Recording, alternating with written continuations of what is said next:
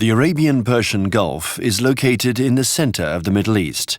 On the southern coast is the state of Qatar, which occupies a peninsula of just under 11,500 square kilometers, an area almost 200 times smaller than Saudi Arabia. Until the 20th century, the peninsula's chief resources came from the sea. At its widest point, the country measures only 80 kilometers across. A multitude of islands surround this territory, which, for the most part, is a vast, flat desert, whose climate and arid soil are inhospitable to natural vegetation. In winter, heavy rainfalls are common, and yet color returns to the desert. The rigorous management of water and methodical distribution systems allow the desert to flower at the height of summer. While coming out of its shell, Qatar for many years concentrated on the pearl oyster. The pearl launched the economy of this country, and the Al Thani family has given the country its constitution and its fame. Located on the east coast, Doha, the capital, has been completely transformed over the past 50 years. 80% of the country's population lives in Doha. The ultra-fast growth of this emirate, which proclaimed its independence in 1971, does not conflict with its respect for tradition. The state of Qatar has chosen health, welfare, and education as its top national priorities. The same importance is given to physical education and sports. The country's high aims in this area are reflected by the number of international sporting events which are hosted here. Learning is another priority. The entire Qatari society must have access to it. Women find the means to their emancipation by acquiring knowledge and mastering modern technical know-how. The quality of education and constant exchanges with other countries also ensure that Qatar's values are shared with the rest of the world.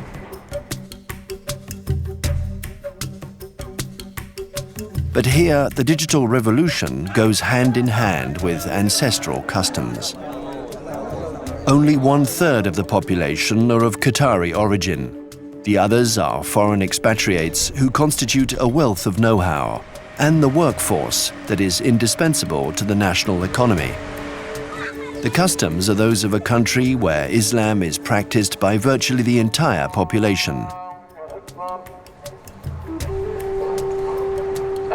Qatar is a moderate Islamic country.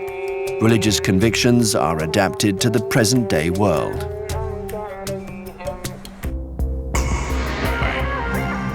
Integrating housing with the environment reveals the same sense of adaptation.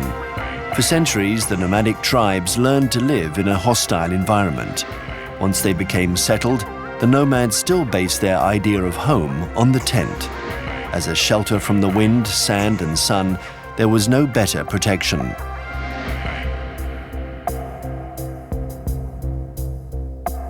Light and fluid lines contrasted with the forms of architecture imported by Western civilizations at the beginning of the 16th century.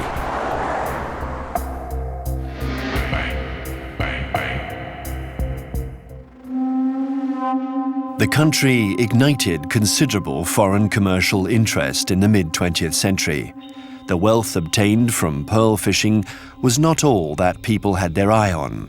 A new pearl had arisen from the soil, representing a veritable treasure trove, the third largest natural gas reserve in the world.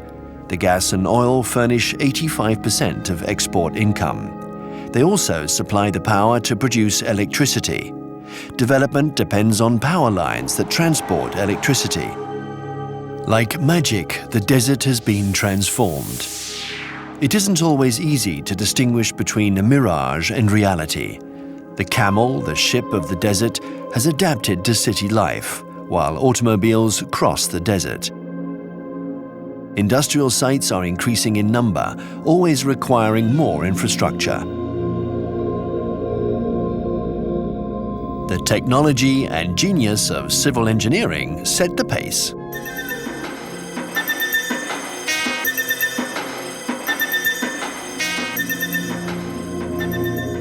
Qatar is traveling through time in massive strides. Over 1,000 years of history are behind its great march toward the future. Economic growth is steady in a country that has approximately 1 million inhabitants. But the pearl of the past has not been forgotten. The shell in its graceful shape influences urban planners and architects in designing the building complexes of tomorrow. They are working relentlessly to prepare for the future that looms on the horizon. The goal is a very ambitious one, but Qatar has prepared the ground for its takeoff.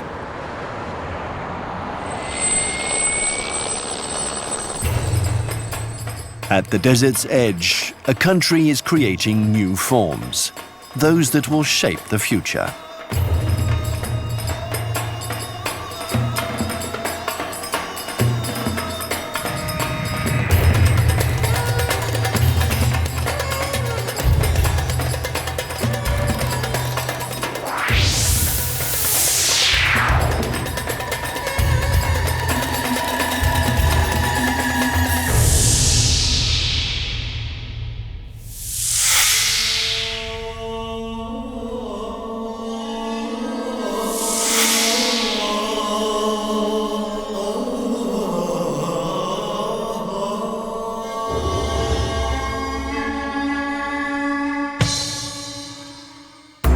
Reclaimed from the desert, Doha was founded in the mid-1800s when it became a British protectorate.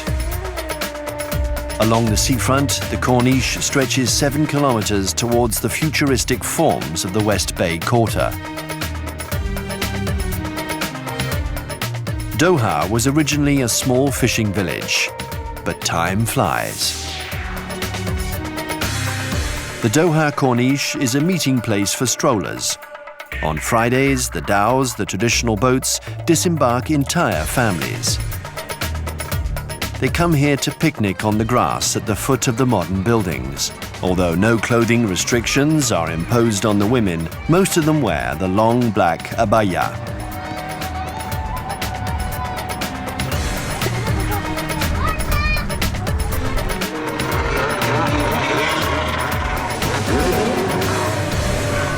At the edge of West Bay, the first architects had already proven their sense of originality. Today, a veritable forest of skyscrapers has seen the day. There was, in fact, no real need to build high-rises because of all the space available. The buildings are in themselves the outward sign of success, and Doha has great expectations for the future. An architecture without constraints has led to the fusion between tradition and modernity. Ibrahim Jada, architect. The sky is really your limit here in Qatar as an architect. In a lot of places in Europe and in the West, you're very much limited to the surrounding buildings. Here, the sky is your limit in terms of style, height, function, and there is usually daring ideas here in Qatar. And why not have Venetian gondoliers rowing at the foot of the buildings? Yes, it often takes daring, because ambition is high and nothing is impossible. But it's surely not that simple. The major problem is with the scale we are not really used to. Only 5-6 years ago, Qatar has started going high. Usually we go horizontal. So the challenge here is to go very high, yet maintain a sort of a flavor of where it belongs. And that we tend to lose that identity when it becomes extremely high. Everywhere, Oriental lines rival in elegance with Western curves.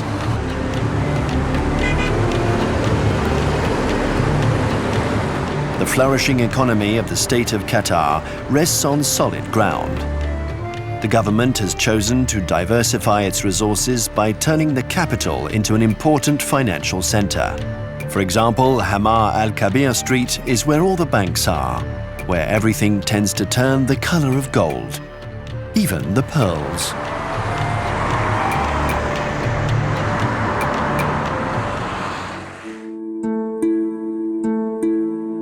But here, no one forgets that it all started with the pearls that were fished from the water's depths at the price of considerable effort. It is also impossible to ignore the Islamic influence. It is the axis around which Qatar winds. The spiral of the minaret follows the path of a world in movement. All the components of traditional society remain ever present, but are updated. The architecture of the Museum of Islamic Arts is a good example of this. Its subtle play on cubes was conceived by the creator of the Louvre Pyramid, the American architect Liu Ming-pei. Madame Sabia Al-Kamir is curator of the museum. When asked to design the Museum of Islamic Art in Doha, Ming-pei embarked on a long journey throughout the Islamic world. He was looking for the essence of Islamic architecture. And that journey went from North Africa to Iraq to Egypt, everywhere in the Middle East.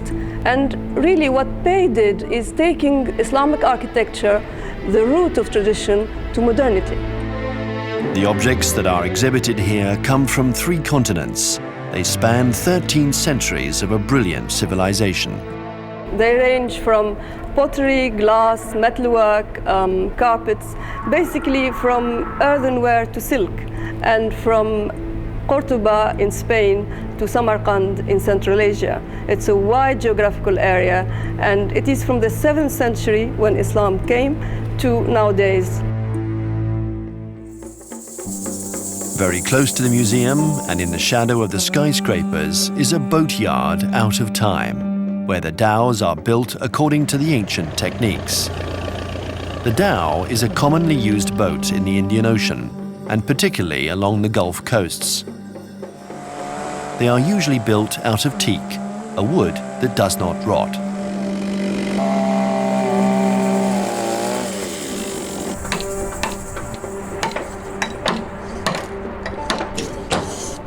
The hull is assembled using wooden pegs, and the stern has a square shape. One of the properties of teak is to harden after it's wet. The prow of the dhow has left its imprint on the sky.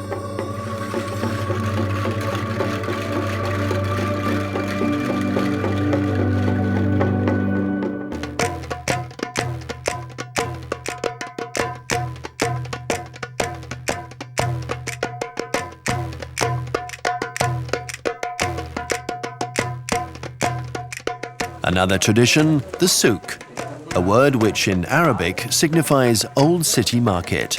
The old Doha souk has been restored and has maintained all of its activities, which are divided into different sections.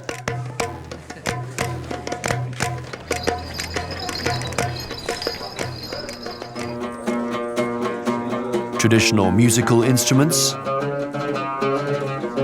preparation of the traditional bread,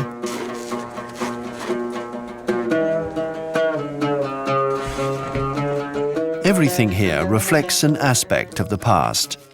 Inside the souk, jewels, gems and precious metals have been crafted by Qatari jewelers for generations. Early on, artisans had prime material available here, which was highly prized the world over, natural pearls. Today, the pearls are imported.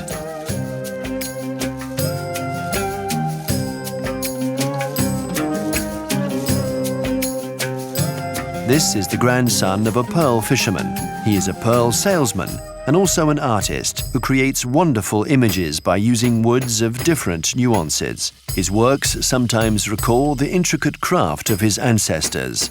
With an extraordinary feel for detail, he uses real pearls for a special highlighting effect, a work of great finesse. There are 2 things combined in this art of woodworking. The art of the sculpting, such as in creating the image of the emir, and also the art of assembling the many shades of wood. There are an incredible number of pieces of wood in these portraits. A 3-dimensional image, more expressive than a photograph. In the fruit and vegetable souk, it is surprising to see such a variety of produce and colors, especially considering the limited possibility of agriculture in Qatar. That's why most of the produce in the stalls arrives from all over the world.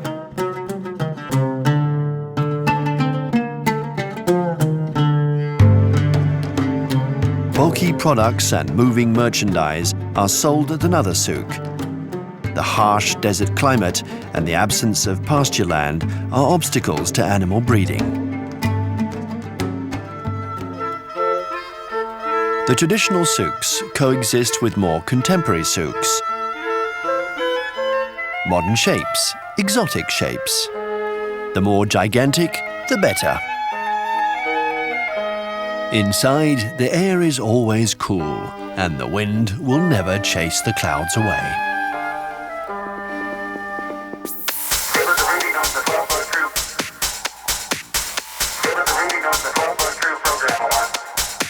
The shopping centres are enormous air-conditioned bubbles, bubbles that function independently, regardless of their geographic location. No matter what the outdoor temperature is, the ice rink always keeps heads spinning.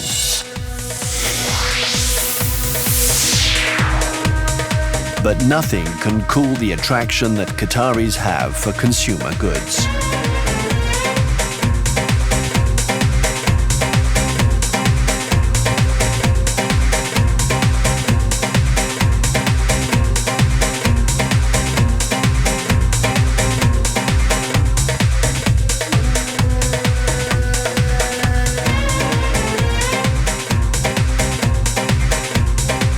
Another Qatari pleasure, perfume. The word perfume originally signified aromatic substances that were burned. Perfume has existed in the Middle East since antiquity.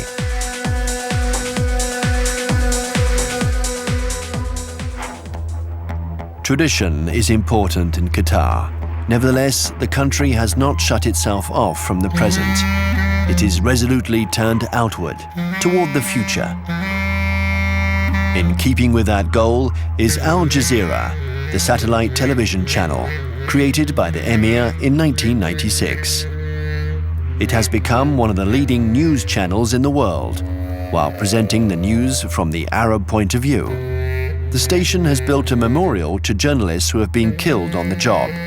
The Freedom Wall is a reminder of their dedication to the profession and of the risks involved. A museum has been created with a number of personal items that belong to journalists employed by the channel and who died while covering the news.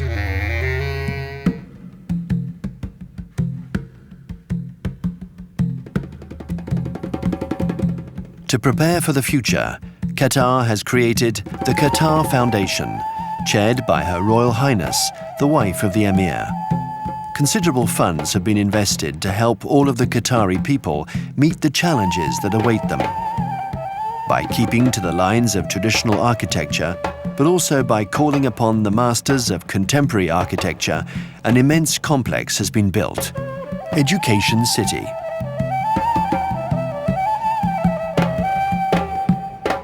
A simple idea, but a daring one.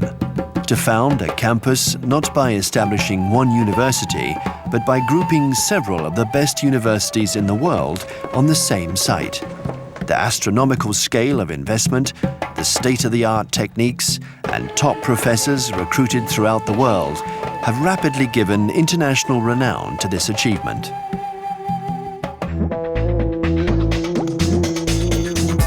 Bright colors are especially good for capturing children's attention, for opening their eyes on the world and helping them to understand it better. An open mind and tolerance are the objectives that motivated the creation of the Al Jazeera Children's Channel.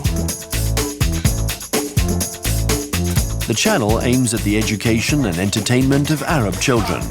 It has all the facilities to produce many educational programs that are also fun. The size of the projects that have been endowed by the Qatar Foundation is in keeping with the measure of its ambitions. The new convention center will be the largest in all the Middle East. The palm trees are wondering where their desert went. Qatar created monumental plans for the Al Khalifa Stadium. With state-of-the-art sports architecture design, a 320-meter high tower in the shape of a flame dominates the city of sports.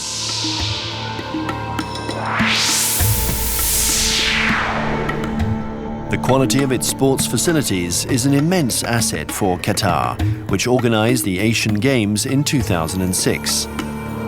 The country is now looking forward to the Olympics.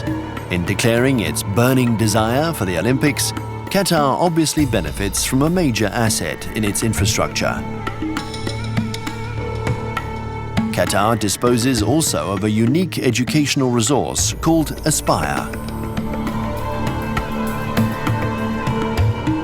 Taking young future champions under its wing is this institution's vocation. It thus supports the ambition of making a name for itself on the international competitive level. Dieter Hackfort is director of Aspire. Aspire, the Academy for Sports Excellence, is a unique academy with the most advanced facilities, I can say, in the world. And not only the facilities are most advanced, but also the programs for education and enhancement of elite sports and training of young athletes. The basic idea is to create champions in the country and, on the other hand, to enforce a sports culture here in Qatar. Raising Qatari athletes to the international level is well worth the price. The young candidates are taken in hand. They share a communal life in which school courses are part of a very intensive program.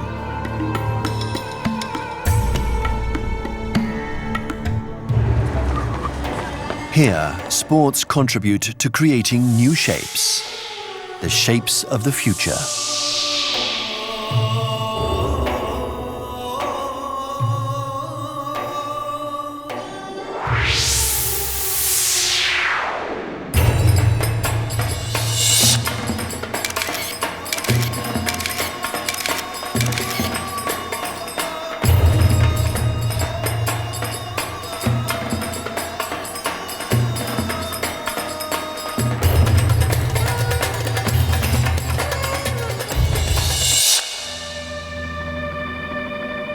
Organizing high-level sporting events has made Qatar famous worldwide, but first the desert had to be conquered. The Doha Golf Club organizes the Qatar Masters. The feat is remarkable, since the 18-hole course calls for ducks in the middle of the desert and among the cactus plants. The grass here is such a luxury, one would think the golf balls are pearls.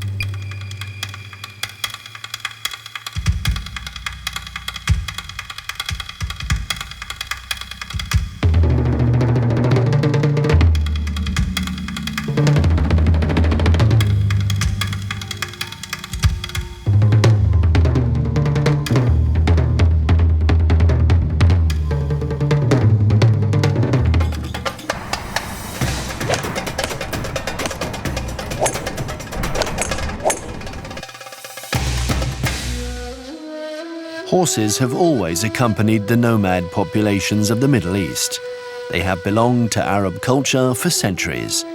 For horse breeding and training, Qatar has become a top place. Horses are one of the Emir's great passions.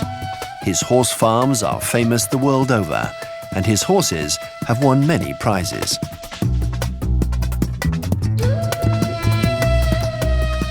The Qataris have become great racing fans.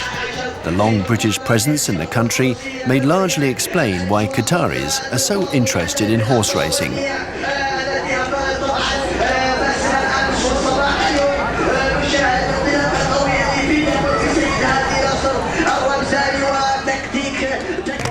In Qatar, another animal that the Qataris are devoted to is the falcon.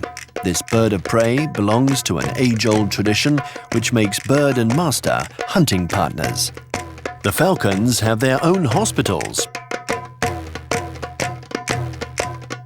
The bird is often wounded because it hunts by impacting its prey at high speed. Fractures are frequent.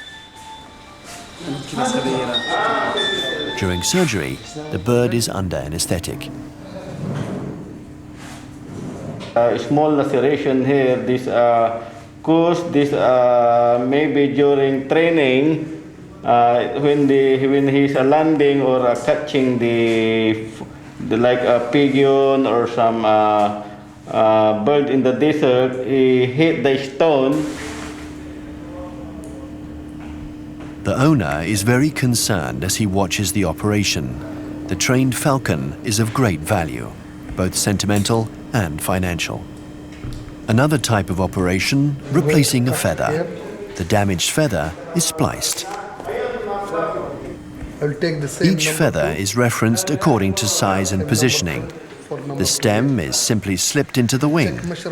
No other fixation is necessary.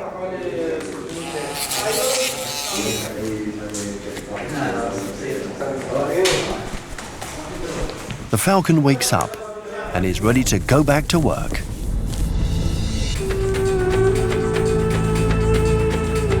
We're all set for a hunting expedition in the desert.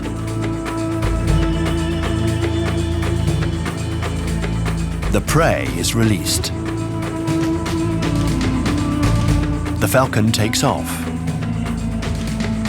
The falconer keeps the bird in sight. The bird swoops down on its prey, which doesn't stand a chance. The falcon is the fastest animal in all creation. It's another falcon's turn. But it disappears from sight.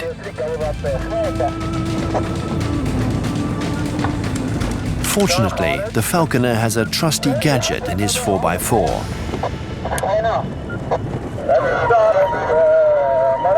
He has located the falcon. The prey had taken refuge in a bush, but is ousted from its hiding place and is immediately caught. The hunter's reward, permission to devour his victim. But couldn't he have caught it sooner? It's because it's the wind, yeah? It's the wind, that's why it's take long time to catch. Otherwise, should catch it near our place. The falcon was located thanks to an antenna and a transmitter.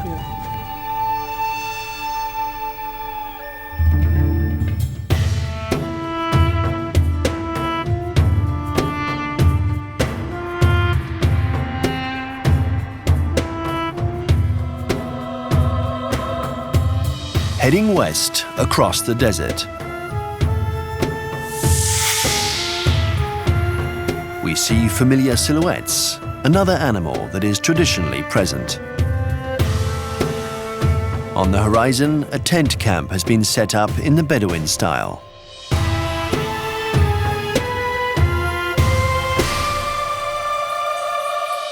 Qataris are very attached to their ancestral customs and way of life, without foregoing the advantages of the modern world. At the campsite, the customary division of labor is respected. It is the women who make the ornaments worn by the camels.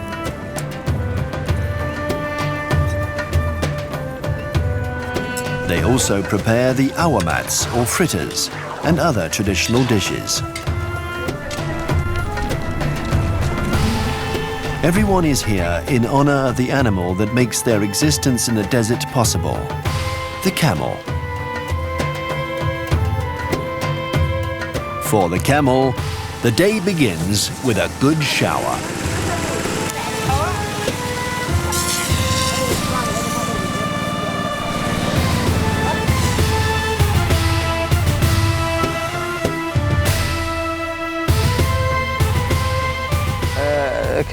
Lots of people like camels. For me, they're my hobby. Camel races are extremely popular here. I still have my Bedouin soul, you know. Qataris are passionate fans of this event. Camel racing. We begin with a little warm-up. A strange silhouette has appeared on the racetrack. It's a robot, and it's being dressed up like a jockey. The whip is operated by remote control voice signals or by pressure on a keychain. The camels used to be ridden by children. Qataris were the first to adopt the use of robotic jockeys. Ever since, all the jockeys weigh exactly the same.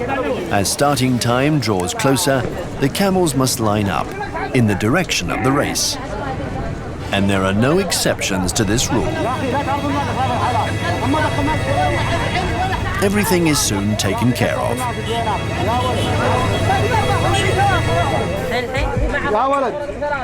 Ready?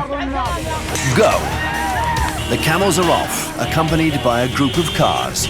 The track is bordered by 2 lanes, used by the camel owners to drive alongside the race, piloting their SUVs as well as their riders.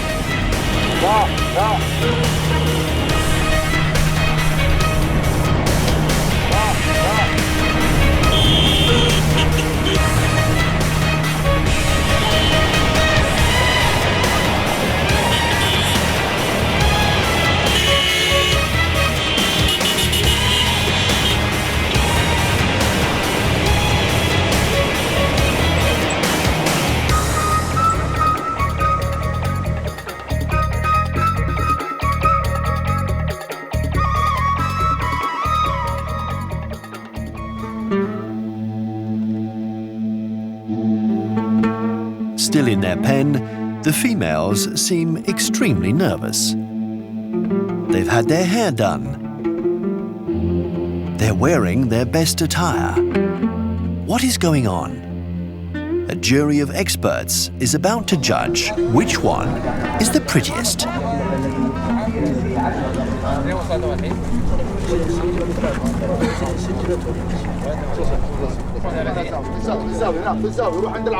General appearance and numerous other details are rigorously recorded. In a beauty contest, everything must be official.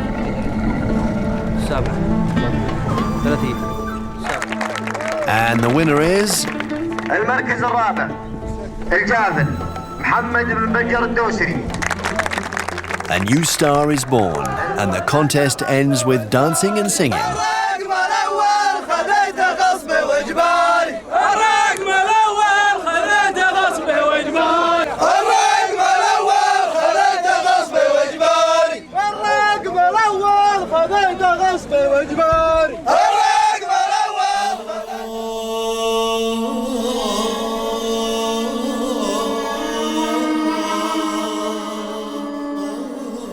Further west, on the site of Zekrit, the sandy wind sculpts the limestone rocks according to its whim. In the play of shadows, the shapes are constantly changing. Here also, there is no limit to creativity.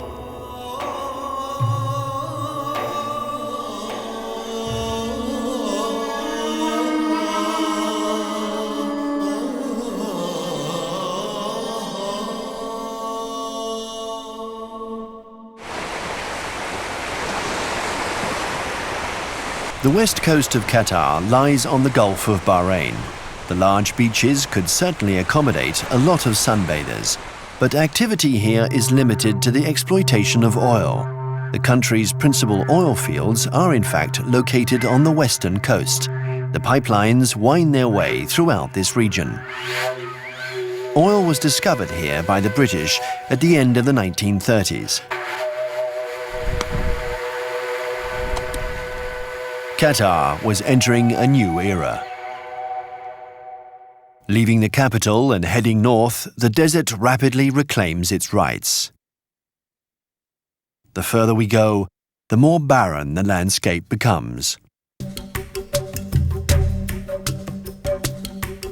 The desert, however, is not just a vast stretch of land where life is unsustainable. Surprise! We find crops growing on carefully delineated plots of land. Another surprise, there is a great variety of crops, but the vegetation couldn't possibly survive without the aid of an irrigation system. They can even grow tomatoes, thanks to strict management of irrigation.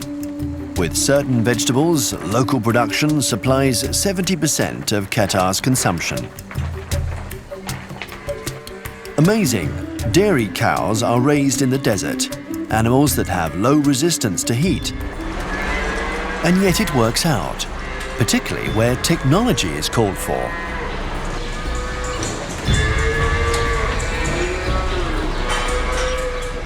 When excessive heat presents a risk for the cows, humidifiers are put into action and blinds are lowered. The milking process takes place in a quasi-sterile environment, and production is computer-controlled at every stage. Hussein Salem. The milking is managed by computer, which optimizes the quantity and the quality of the milk. The technology also allows streamlining of all the farm work procedures.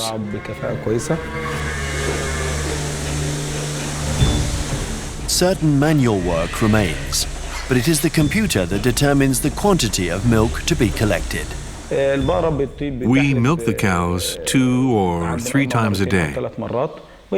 Each cow has a number and wears a transponder, which is hooked up to a computer that processes all the data on the animal.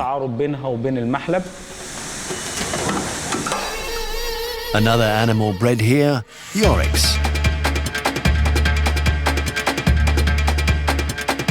This animal, which is emblematic to Qatar, once thrived in the wild in this region, but came very close to extinction.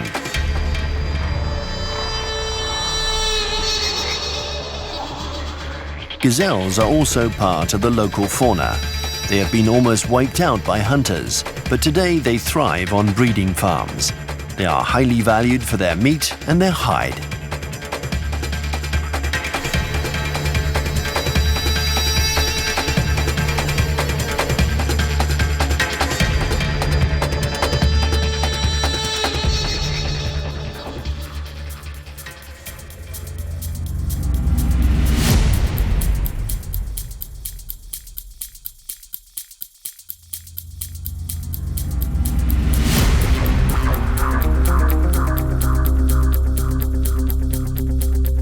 The islands off the coast are a stopover for migratory birds.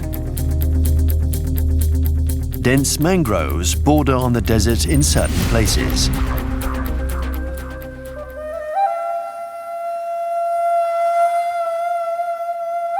Further north, the desert road nears the sea. The towns face towards the Gulf, and their survival depends on it. The dhows are not used as pleasure boats, but as fishing boats.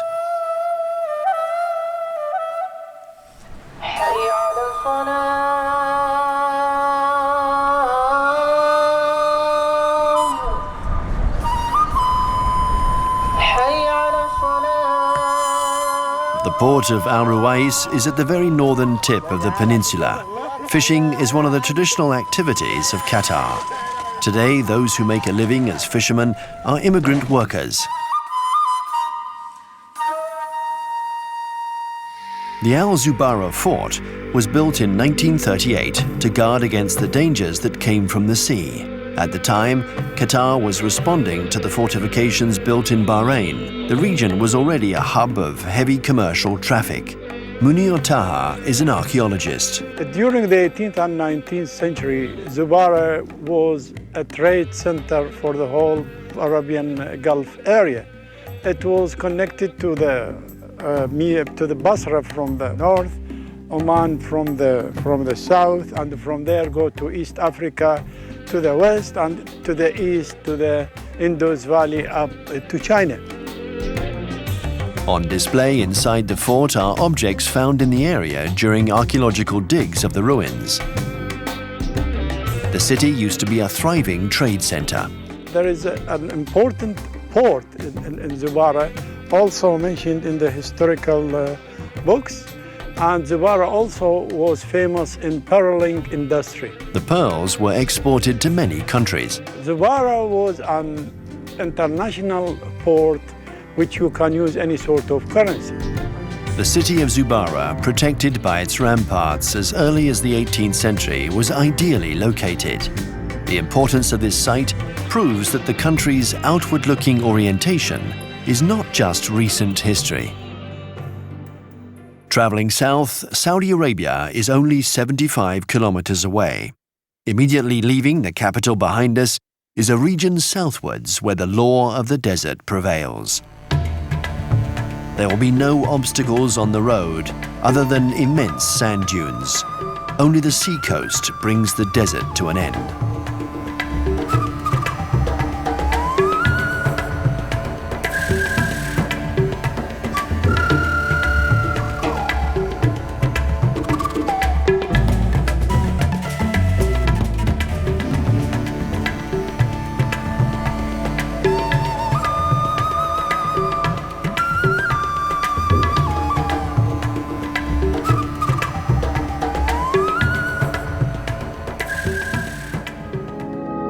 Suddenly, behind a mountain of sand, rises one of the emblems of the Qatari economy, the enormous industrial complex of Mesaid. Natural gas, which constitutes the country's major source of wealth, is processed here.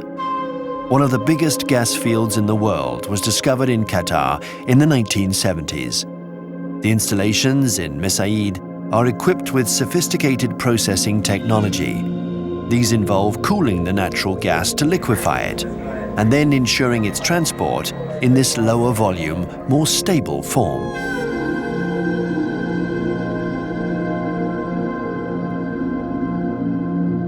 A veritable industrial city has been created out of nothing, and the installations in Mesaid are constantly being improved and expanded.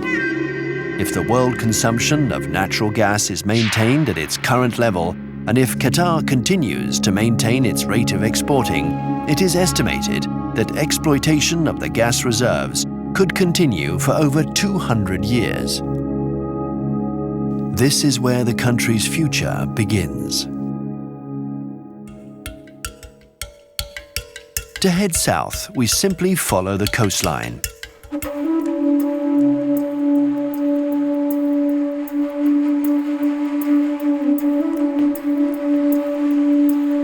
An unexpected oasis appears between desert and sea.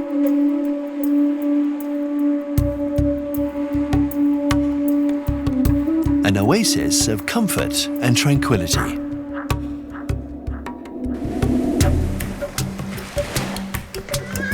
But suddenly, Bedouin horsemen appear in full regalia. The national colors fly proudly.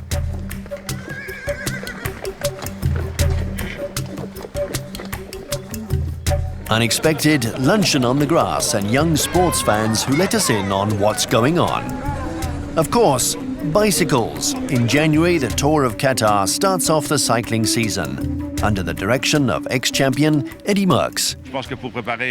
I think it's an ideal way to warm up for the season. The stages aren't too long. The cyclists come back to the same hotel every night, so it's the ideal way to get into condition.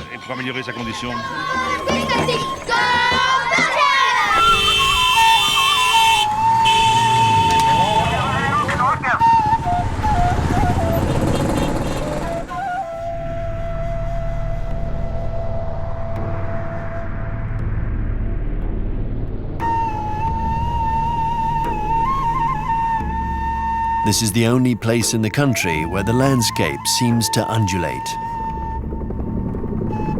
It's because of the barcans, the crescent-shaped sand dunes. Tracks, silhouettes, shapes. Sand duning in 4x4s has become a favorite pastime of the Qataris.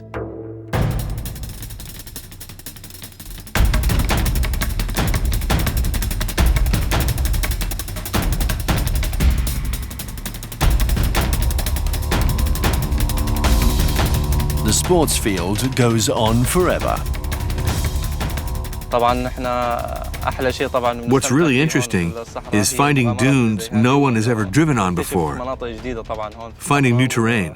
It's a real hobby, you know?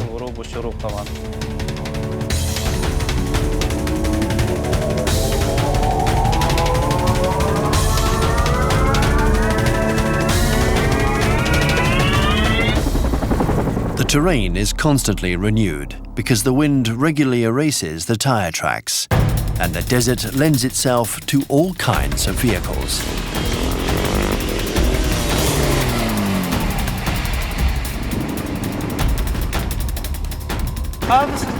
This is just taking a safari, you know. We are coming somewhere else and just came here to.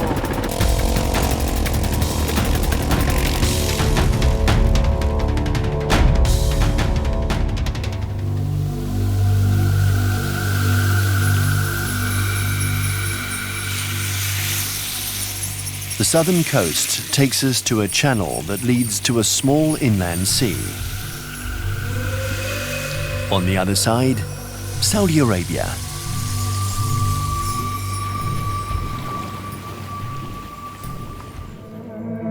Tents seem like punctuation marks in the immensity.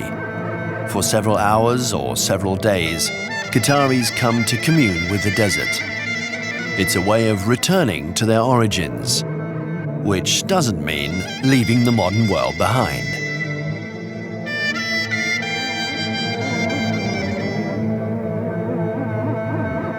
This room is not in a canvas tent, and the air conditioning makes you soon forget the outside temperature.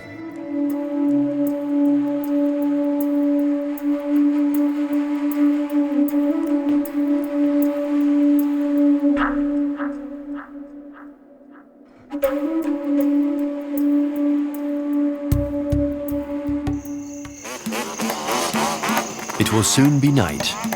For the day trippers, it's time to get back to that other world.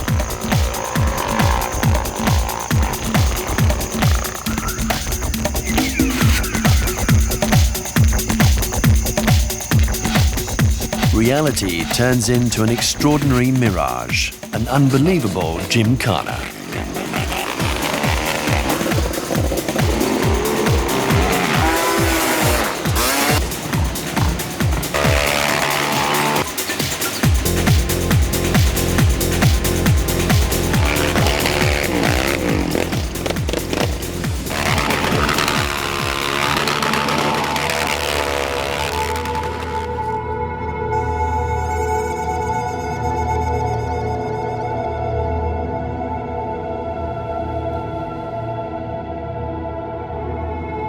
The moon illuminates Doha, lighting up rows of pearls. The desert has retreated, but the boundaries, both modern and traditional, are still there. The house lit up like a tent for the celebration. Ancestral customs taking place at the foot of the skyscrapers.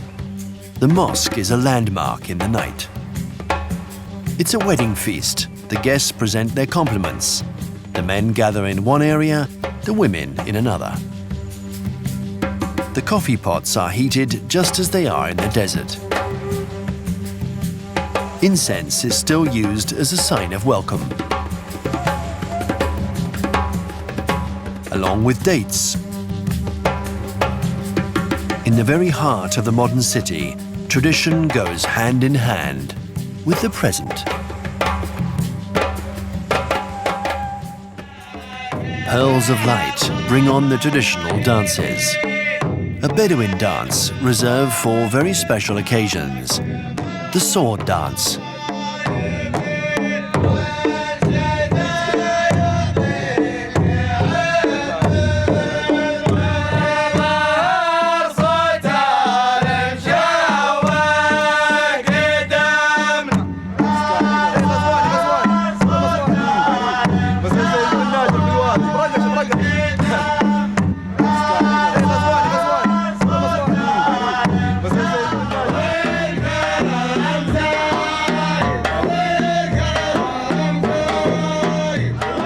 After the dances, the feast. The traditional dish of lamb with rice called makbouz. You eat with the right hand and with the right hand only.